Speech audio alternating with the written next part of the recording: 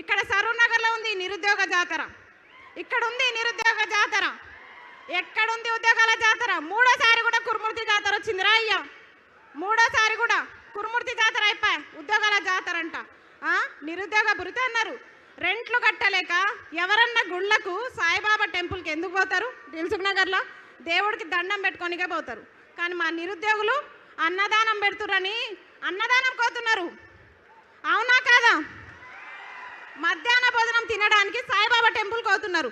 అలాంటి దుస్థితిలో నిరుద్యోగులు ఈరోజు ఉన్నారు. ఇక్కడ సభలు అందరం పెడుతున్నారు, పార్టీలు మారుతున్నాయి ఇక్కడ సభలు, కానీ నిరుద్యోగులు 2 సంవత్సరాలకు ఒకసారి 3 సంవత్సరాలకు ఒకసారి ఈ సభలకు అటెండ్ అవుతున్నాం. అవునా కాదా? అవునా కాదా? ఇంట్రీని తాగాల, ఇంట్రీని డబ్బాలు దొరుకుతున్నాయి. ఎక్కడి నుంచి తెమ్మంటాం?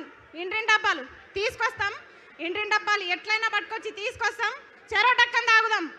ఎందుకంటే నేను గెలిపించిన పాపానికి ఊరూరా తిరిగి అమ్మలక్కల కాళ్ళు మొక్కి గెలిపించిన పాపానికి ఫస్ట్ డక్కన్ రేవంత్ రెడ్డి తాగాలి, ఫస్ట్ డక్కన్ రేవంత్ రెడ్డి తాగాలి, తర్వాత రాహుల్ గాంధీ తాగాలి, తర్వాత ప్రియాంక గాంధీ తాగాలి, ప్రియాంక గాంధీ कंपलसरी తాగాలి. మహిళగా చెప్తున్నా, प्रियंका गांधी जी जरूर सरूर नगर का प्रोग्राम देखो.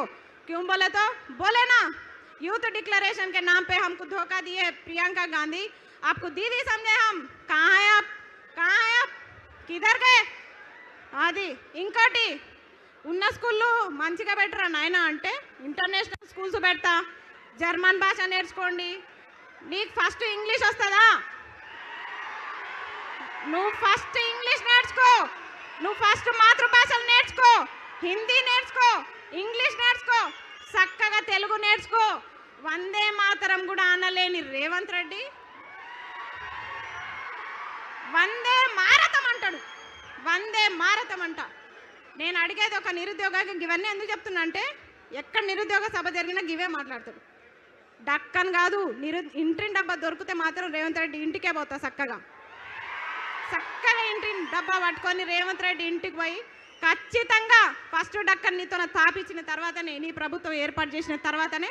ఇంకొక ఆయన అంటాడు, చిక్కడపల్లి లైబ్రరీలోనే చెప్పినా నేను, చిక్కడపల్లి లైబ్రరీ సాక్షిగా చెప్పిన, అన్న ప్లీజ్ అన్న దయచేసి గురుకుల రీలింక్వెస్ట్మెంట్ ఇవ్వండి, మెగా డిఎస్ ఇవ్వండి ప్రకటించినట్టు, నేను టీచర్ అయి సపోర్ట్ చేయకుండా వెళ్ళిపోతా అని చెప్పిన. ఇనలే ఇనలే నన్ను లీడర్ని చేసేసిర్రు. నేను మంచిగా చెప్పిన, అన్న నేను టీచర్ అయి వెళ్ళిపోతాన్నా, నన్ను లీడర్ని చేయకండి అని చెప్పిన, కానీ లీడర్ని చేసేసిర్రు. ఇంకొకటి, నేను ఏ పార్టీ జెండా కప్పుకోలే, బీఆర్ఎస్ పార్టీ అన్నారు. వేయండి, నన్ను దేంట్లో వేస్తారో వేయండి. మీ గొడుగు కింద ఉంటేనేమో నిరుద్యోగులు అయ్యారు, మీకోసం ప్రచారాలు చేస్తేనేమో స్వచ్ఛమైన నిరుద్యోగి అస్మా. కానీ ఈరోజు ప్రశ్నిస్తే బీఆర్ఎస్, ప్రశ్నిస్తే బీఆర్ఎస్. అవునా? అయినా సరే ప్రశ్నిస్తాం, తగ్గం, ఎక్కడ కూడా తగ్గం, ఎక్కడ కూడా తగ్గమని చెప్తున్నా. చిక్కడపల్లి లైబ్రరీలో ఎంతమంది హామీలు ఇచ్చిర్రు? అశోక్ నగర్ వేదికగా ఎంతమంది హామీలు ఇచ్చిర్రు? ఆ రోజు ఛాయ్ తాగిపోయిన రాహుల్ గాంధీకి ఒకటే చెప్తున్నాం, మల్లరా మల్లరా, అదే ఉస్మాన్ బిస్కెట్, అదే ఛాయ్. రాహుల్ గాంధీ ఫిర్ సే ఏక్ బార్ అశోక్ నగర్ రావు. ఎప్పుడు జరుపుదాం చర్చలు? ఎన్ని లక్షల ఉద్యోగాలు ఇచ్చిర్రు? ఏం కథ మీది? ఇప్పుడు జరుపుదాం.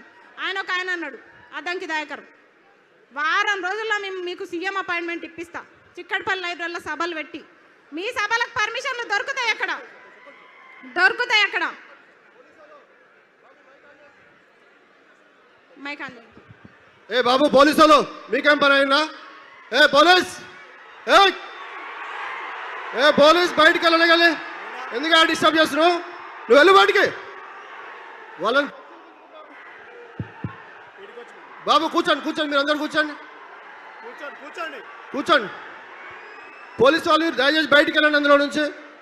ఎందుకు ఉంచుకుంటారు అవి? ప్లీజ్ కూర్చోండి, ప్లీజ్ కూర్చోవాలి అందరు, ప్లీజ్. వెళ్ళిపోయారు వాళ్ళు, వెళ్ళిపోయారు, కూర్చోండి, కూర్చోండి ప్లీజ్. ఈ పోలీసు వాళ్ళు ఎందుకో ఏడమైనా నిలబెడుతుంటారు. జర పక్కకు జరగండి, జర ప్రశాంతంగా సభలు పెట్టుకుంటాం, జర పక్కకు ఉండండి. పర్మిషన్ ఉంది కదా సభకి, ఏడమైన ఇదేళ్ళు ఉంటుంది మాకు, కనీసం మాట్లాడుకోనియరు. సరే మళ్ళీ డైవర్ట్ చేసి సరే నోటిఫికేషన్లు కదా పెన్షన్ అన్నాడు కదా, సరే నువ్వు ఎట్లా పెంచావో చూస్తాం, అవి గల్ల బట్టి బరాబర్ వసూలు చేసుకుంటాం. ఇంకొకటి, చాలా మంది కేసులు పెడుతున్నారని భయపడుతున్నారు నిరుద్యోగులు. మీకు చెప్తున్నా, నా మీద ఎన్ని కేసులు అయినాయి తెలుసా? అయినా సరే వెనకకి తగ్గట్లే, తగ్గం.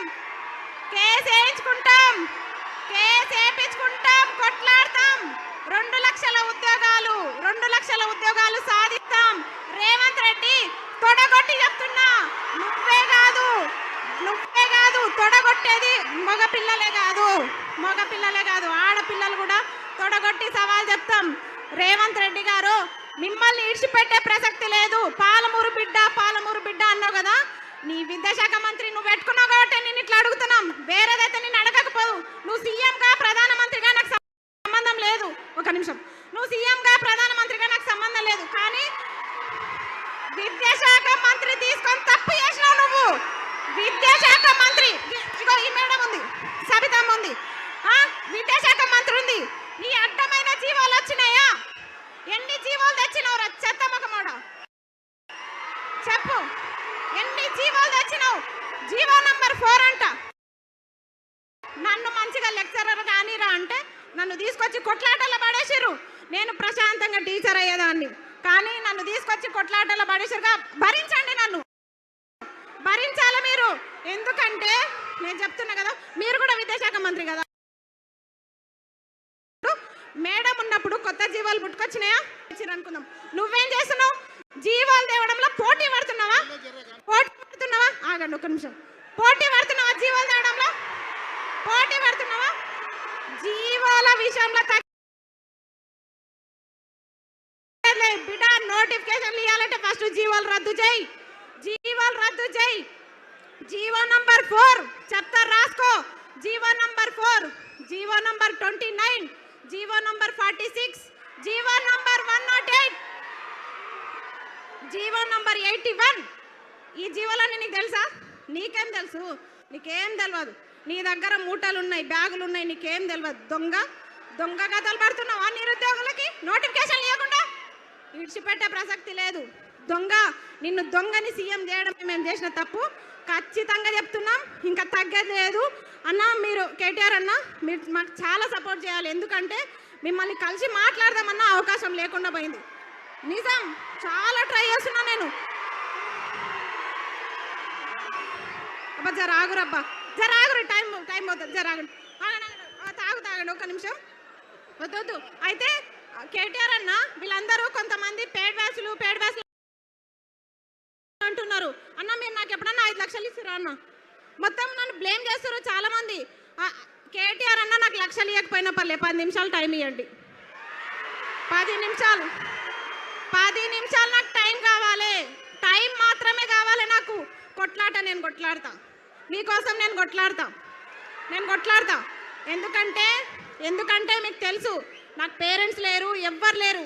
నేను పోతే ఒక్కదాన్నే పోతా, కానీ మీకు కుటుంబాలు ఉన్నాయి. ఆ కుటుంబాల కోసం మీరు ఉండాలి, మీరు చల్లగా ఉండాలి. మాకు అడుగడుగున తోడుండే వ్యక్తి రాకేష్ అన్న, మా శ్రీనివాస్ అన్న, మా పాలమూరు బిడ్డ పులి. మా